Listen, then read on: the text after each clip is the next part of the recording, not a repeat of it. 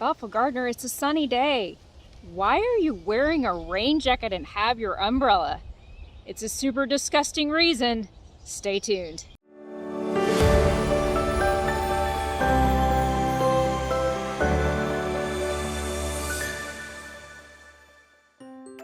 Hey guys from the Thoughtful Gardener. Yep, it's that time of year here in central Pennsylvania. Spotted lanternfly season. You can see several different instars or stages of the spotted lanternfly stuck to this tape. What in the world? Well, they're attracted to this tree right here, and that's a walnut tree, and that's really bad news for the state of Pennsylvania. You want to know why? We're number one in hardwood exports. This insect is going to cost us about 500 jobs and $50 million this year. And for Pennsylvania, it's a super difficult problem because we're a major fruit exporter as well as we are a grapevine grower. And these guys love all of those. So let's talk about several ways you can help get rid of these pests without hurting the rest of your garden. I have on this hood for one reason only. It's raining. And I'm not talking about the water kind, I'm talking about honeydew. Honeydew is a really nice term for insect urine.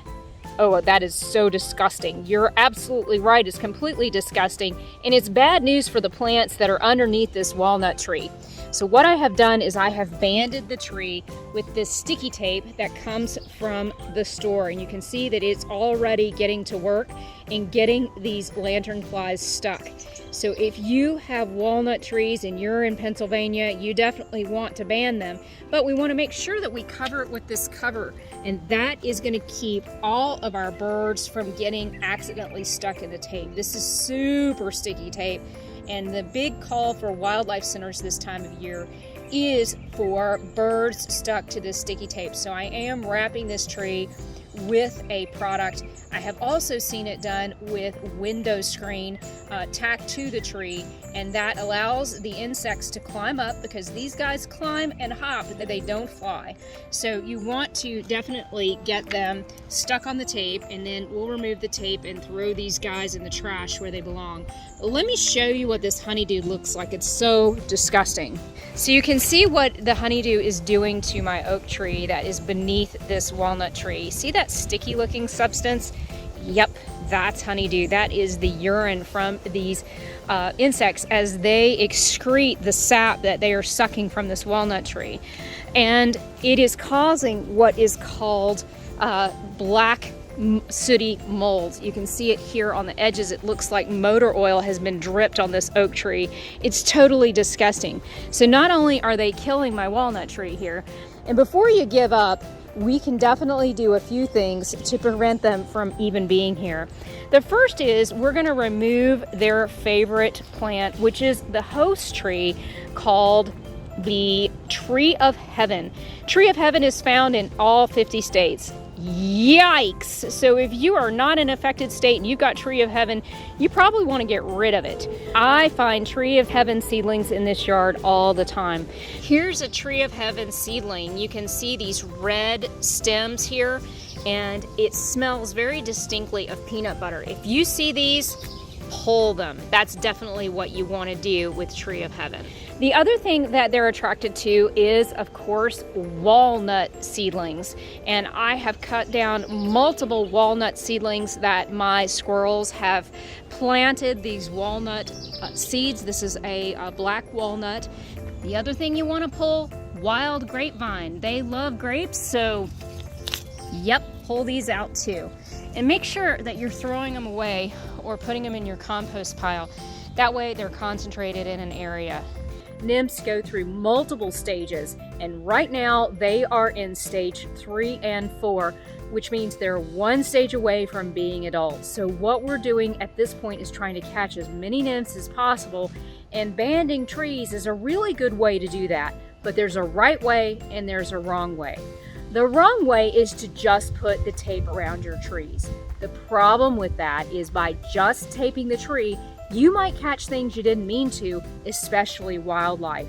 Our wildlife centers are overrun right now with trying to untangle birds that are sticking to the tape.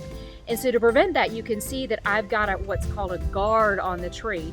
Now, typically these plastic guards are used to put around new trees so that our deer don't eat them, but I'm repurposing them right now to put them over the tape. So let me show you how I've attached them. So here's the tree guard, and there's a couple of ways you can attach the tree guard to your tree.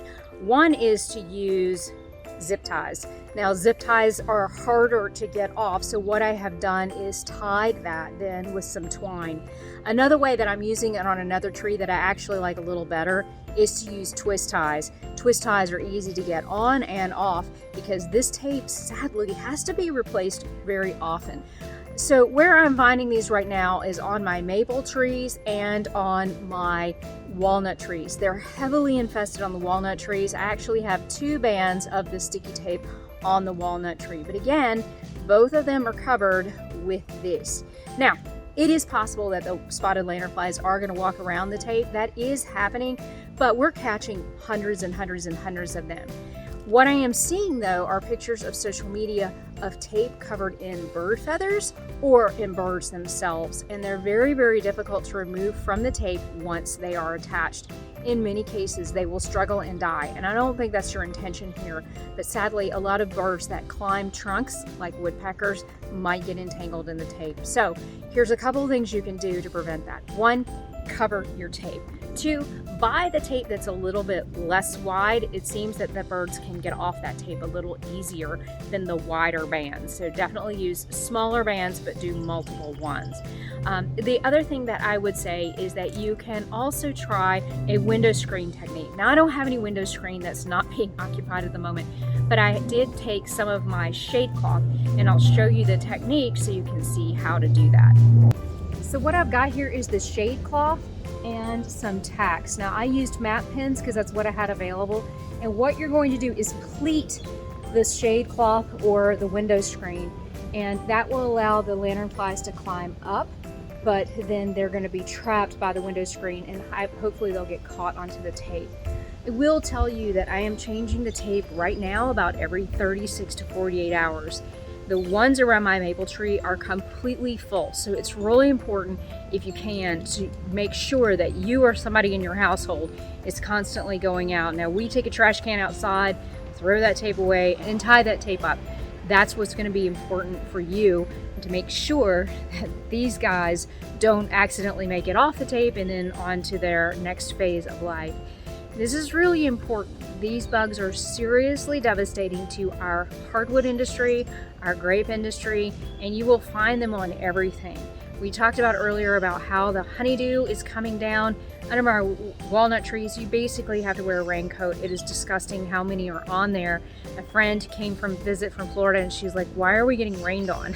As the adults start to lay eggs, they'll lay eggs on surfaces. So make sure if you're in the quarantine zone that you check your car as well as any of your equipment for anything that looks like mud on it. Mud is that dirt dauber looking patch that they leave behind with about 50 eggs. So any of those that you see, make sure you scrape them into a Ziploc bag, ideally with alcohol, and throw them away. Don't just scrape them on the ground because unfortunately they can still hatch. So I hope this tip is helpful. I hope that you will go out and get some supplies.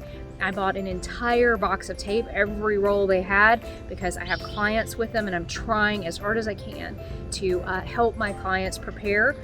But there's a right way and there's a wrong way. Make sure that you're on the right side of this equation. Don't create new problems. Garden thoughtfully.